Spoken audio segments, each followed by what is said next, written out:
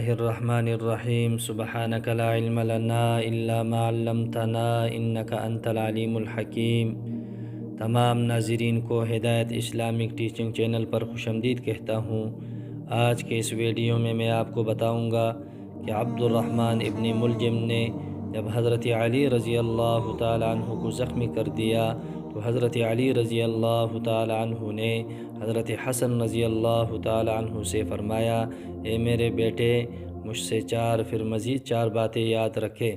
اگر آپ کو ہماری ویڈیو پسند آئی ہے تو ضرور اس چینل کو سبسکرائب کریں اور گھنٹی کے بٹن کو ضرور دبائیں تاکہ آپ کو ہماری ہر نئی آنے والی ویڈیو کے بارے میں معلومات حاصل ہو سکے۔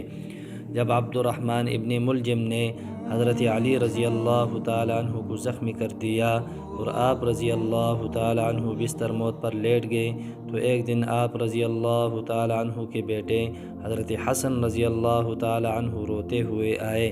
حضرت علی رضی اللہ تعالی عنہ نے ان سے فرمایا، اے میرے بیٹے، مجھ سے پھر مزید 4 باتیں یاد رکھو۔ حضرت حسن رضی اللہ تعالی عنہ نے کہا کہ ابا جان، پہلے 4 باتیں کون سی ہیں؟ حضرت علی رضی اللہ تعالی عنہ نے فرمایا، سب سے بڑی دولت عقل کی دولت ہے، سب سے بڑا فقر حماقت ہے، سب سے بڑی وحشت خود پسندی ہے، اور سب سے اچھی صفت خوش اخلاقی ہے۔